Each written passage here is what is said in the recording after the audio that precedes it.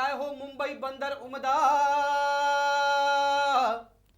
कोट्यावधी फिरतात जहाजे, अजब कंपनी शहर त्याला लंकेची उपमा साजे. ग ग ग ग ओ माझ्या राजा तूर, ओ माझ्या सर्जा तूर, हे हे हे हे हे हे हे. गव्हर्नराचे तख्त मजेचे दिसते उमदा खूप शिरा, तरे तरेचे रंगीत बंगले ऐन इंग्रजी पाहतरा. ग ग ग ग भर रस्त्यामध्ये उभे शिपाई, लोक म्हणती हो सरासरा, रथगाड्यांची गर्दी होती वा बाजूला मागे फिरा. ग ग ग ग.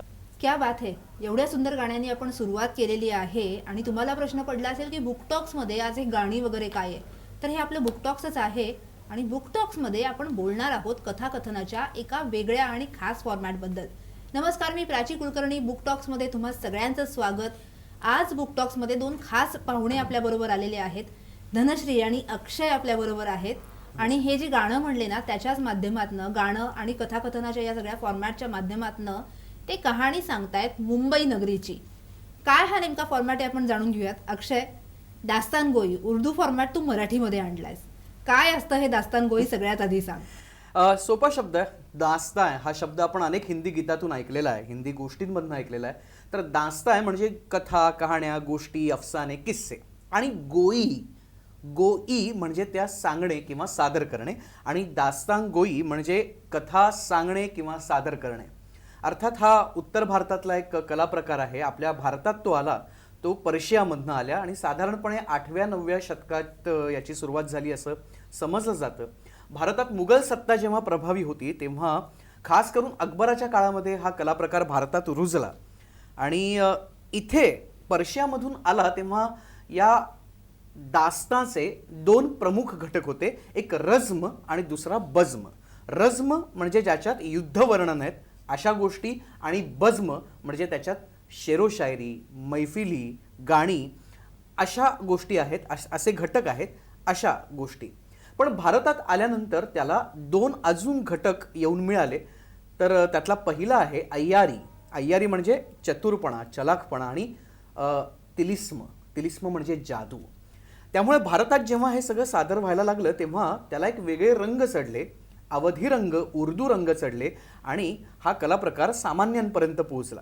खरं तर दास्तानगोई हा दरबारी कला प्रकार होता. जेव्हा तो पर्शियामधून भारतात आला तेव्हा फक्त राजे, रजवाडे, नवाब, सम्राट यांना त्यांच्या कहाण्याच ऐकवल्या जायच्या. आणि जेव्हा उर्दू त्याला रंग चढले, तो उर्दूत आला, हे चार घटक त्यात मिसळले गेले, तेव्हा तो सर्वसामान्यांसाठी खुला झाला. अर्थातच जेव्हा इंग्रजांचं आक्रमण झालं आणि हळूहळू मुघल सत्ता गेली तेव्हा दास्तानगोई ही कुठेतरी लुप्त झाली. मला आठवतंय की 1928 साली मीर बाकर अली नावाचे भारतातले शेवटचे प्रसिद्ध दास्तानगो होते. दास्तानगो म्हणजे गोष्ट सादर करणारा किंवा सांगणारा. त्यांचं निधन झालं आणि दास्तानगोई पूर्णतः लुप्त झाली. पण 2006 साली आत्ताच शमसूर रहमान फारुखी आणि महमूद फारुखी या दोघांनी पुन्हा एकदा ही दास्तानगोई उर्दूमध्ये पुनरुज्जीवित केली आणि पुन्हा एकदा दास्तानगोईचा प्रवाह भारतात खेळता झाला. अर्थातच ती दिल्लीत सादर झाली, लखनौमध्ये सादर झाली आणि आता आम्ही ती आपल्या मराठी, महाराष्ट्रीयन रसिकांसाठी ती मराठीत आम्ही आणलेली आहे. जसं सुरेश भटांनी उर्दू गझल मराठीत आणली तसं आम्ही दास्तानगोई मराठीत आणण्याचा हा आमचा प्रयत्न आहे. हेच विचारायचं आहे मला धनश्री तुला की मराठीमध्ये दास्तानगोई म्हणजे जसं अक्षय कुठेतरी त्या सादर करत होता, उर्दू फॉर्ममध्ये सादर करत होता, पण मराठीमध्ये आणणं आणि मराठीमध्ये फक्त नाही तर मुंबई नगरीची कहाणी सांगणं हे कसं झालं? ॲक्च्युली मी आणि अक्षय साधारण एक लॉकडाऊन सुरू होण्याच्या आधी मुंबई द सिटी युनायटेड नावाचा एक कार्यक्रम करायचो, ज्यामध्ये मुंबई या शहरावरती अनेक साहित्यिकांनी लिहिलेलं साहित्य होतं. त्याच्यामध्ये कविता होत्या, लेख होते. तर ते अभिवाचन करायचो. पण अभिवाचन करता करता असं लक्षात आलं की आपण जे साहित्य निवडलंय ते फक्त अभिवाचनापुरतं मर्यादित राहिलं तर आपण त्या साहित्याला पूर्ण न्याय नाही देऊ शकत. मग ते कुठल्या फॉर्ममध्ये सादर करायचं, तर ह्यासाठी आम्ही फॉर्म शोधत होतो. आणि अशा वेळेला त्याच वेळेस अक्षयने सांगितलं की अरे आपण हे दास्तांगोई या फॉर्ममध्ये सादर करूया, म्हणजे आपल्याला कविताही त्याच्यामध्ये घेता येतील, मराठी लोकपरंपरेतली जी गाणी आहेत त्यांचाही समावेश करता येतील, आणि जे गोष्टी आहेत, जे किस्से आहेत ते आपल्याला परफॉर्म करता येतील, जेणेकरून ते प्रेक्षकांना अधिक भिडतील, आपण त्यांच्यापर्यंत अधिक जास्त चांगल्या प्रकारे पोहोचू शकू. सो मग असा हा दास्तांगोईचा फॉर्म आम्ही मुंबई शहराची गोष्ट सांगण्याकरता वापरला. आणि अशा प्रकारे दास्ताने बडी बाका हे मुंबई या शहरावरती आधारलेली पहिली दास्तांगोई मराठीतली अशा प्रकारे आम्ही सादर केली, उभी केली. उर्दूतनं मराठीत आणणं अवघड होतं, कारण उर्दूचा लहेजा त्याचेच एक सौंदर्य आहे. हां, उर्दू या भाषेचं आपलं एक सौंदर्य आहे, त्याची नजाकत जी आहे, त्यासाठी उर्दू सगळीकडे प्रसिद्ध आहे जगभरात. आणि उर्दू ही पहिली, अक्षरशः पहिली भारतीय भाषा आपण जिला म्हणू शकतो, दखनीमधून आलेली ती अशी आहे. मी उर्दूमध्ये सादर करत असताना ती शिकलो. अंकित चड्ढा आणि अस्करी नकवी हे दोन माझे तसे गुरु म्हणता येतील दास्तांगोईचे. तर अंकितकडे तो माझा मित्रच होता खूप जवळचा, आणि अस्करीबरोबर मी प्रत्यक्ष दास्तांगोई किस्सा चार दरवेश सादर करायचो. हे बघता बघता, शिकता शिकता, करता करता काही गोष्टी लक्षात आल्या की उर्दूमध्ये शेरो शायरीची मोठी परंपरा आहे. अर्थातच ती मराठीत आणताना आपल्याकडे तशा शेरो शायऱ्या नाही आहेत. आपल्याकडे कविता आहेत, मुक्तछंदातल्या कविता आहेत, वृत्तबद्ध कविता आहेत.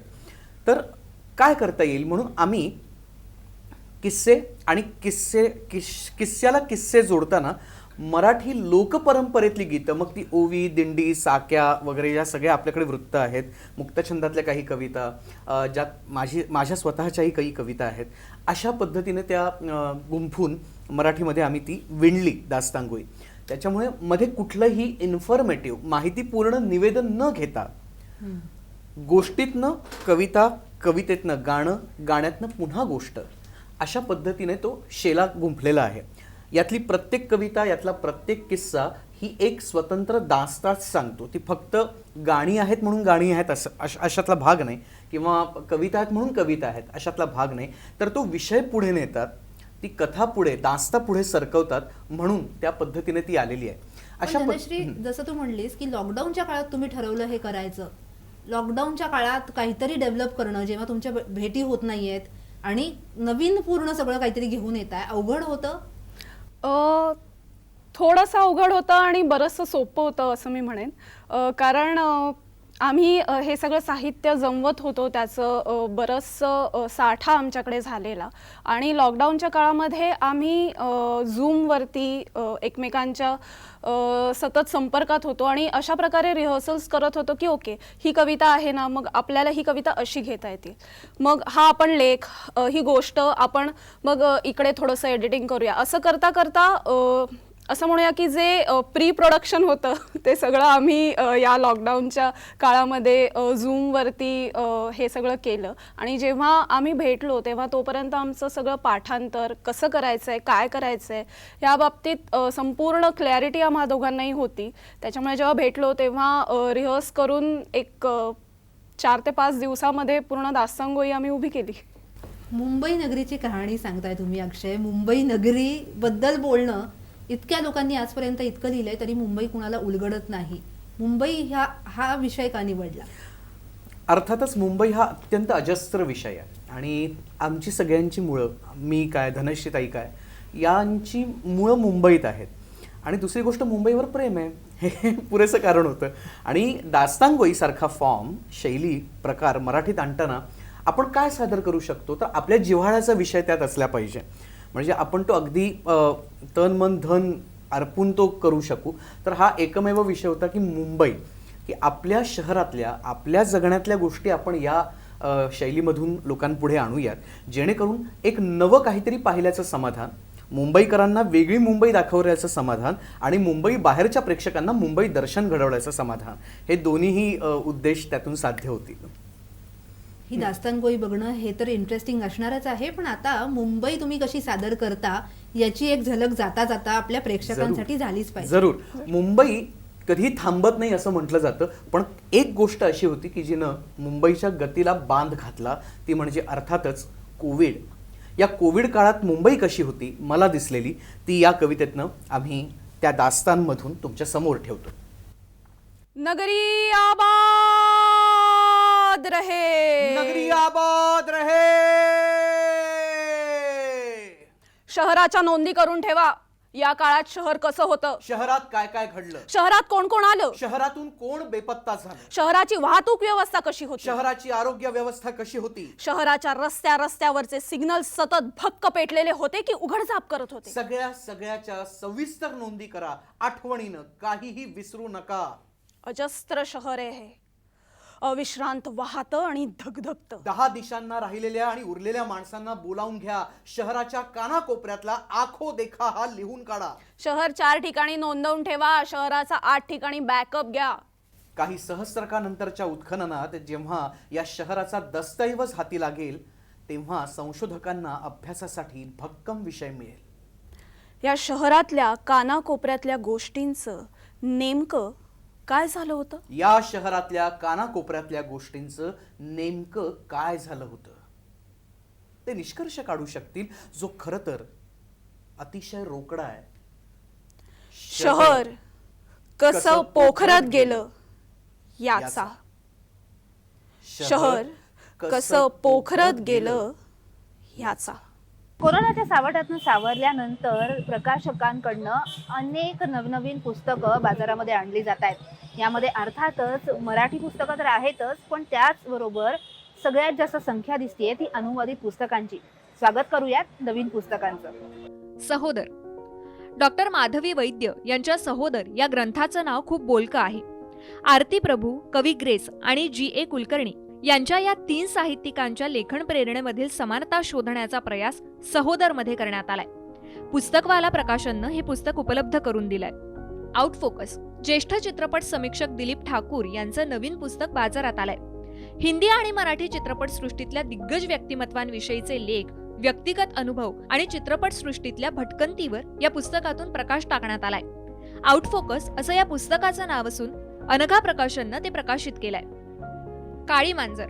रहस्य आणि गूढ कथांसाठी प्रसिद्ध अमेरिकन लेखक एडवर्ड एलन पो यांच्या कथांचा मराठीत अनुवाद करण्यात आलाय. रमा हार्डीकर यांनी हा अनुवाद केलाय. काळी मांजर असं या अनुवादित पुस्तकाचं नाव आहे. पुस्तकवाला प्रकाशननं हे पुस्तक वाचकांसाठी उपलब्ध करून दिलं आहे. त्याची आणखीन एक खास गोष्ट म्हणजे साहित्य अकादमीचे पुरस्कार जाहीर झालेत आणि यामध्ये 4 मराठी माणसांची नाव आहेत. देशातील साहित्य क्षेत्रातील सर्वोच्च संस्था म्हणून नावलौकिक असलेल्या साहित्य अकादमीनं वर्ष 2021च्या युवा पुरस्कारांची घोषणा केली आहे. किरण गुरव यांना बाळूच्या अवस्थांतराची डायरी या पुस्तकासाठी साहित्य अकादमीचा मुख्य पुरस्कार मिळाला आहे. तर जोकर बनला किंगमेकर या पुस्तकासाठी संजय वाघ यांना बालसाहित्य पुरस्कार जाहीर झालाय. युवा लेखक प्रणव सखदेव यांना काळे करडे स्टॉक्स या कादंबरीसाठी मराठी भाषेचा साहित्य अकादमी युवा पुरस्कार जाहीर झालाय. प्रणव सखदेव हे मराठी भाषेतील आघाडीच्या तरुण लेखकांपैकी प्रसिद्ध नाव. त्यांच्या अनेक कथासंग्रह आणि कादंबऱ्या प्रकाशित आहेत. शिवाय त्यांच्या कथा आणि कविता नियतकालिकांमधून प्रसिद्ध होत असतात. 50,000 रुपये आणि ताम्रपत्र असे या पुरस्काराचं स्वरूप असून साहित्य अकादमीच्या विशेष कार्यक्रमात पुरस्काराचं वितरण करण्यात येईल. दक्षिण महाराष्ट्र साहित्य सभेच्या वतीनं देण्यात येणाऱ्या 2020च्या ग्रंथ पुरस्कारासाठी संतोष जगताप, डॉक्टर जगन्नाथ पाटील, डॉक्टर दीपक पवार, सुचिता घोरपडे, अंजली ढमाळ, संपत मोरे आदींच्या पुस्तकांची निवड करण्यात आली आहे. 2 जानेवारी 2022ला पुरस्कार वितरण समारंभ होणार आहे. विजेनं चोरलेले दिवस, खुरप, चंबूखडी ड्रीम्स, महाराष्ट्र कर्नाटक सीमावाद, संघर्ष आणि संकल्प ही दक्षिण महाराष्ट्र साहित्य सभेची पुरस्कार विजेती पुस्तकं आहेत.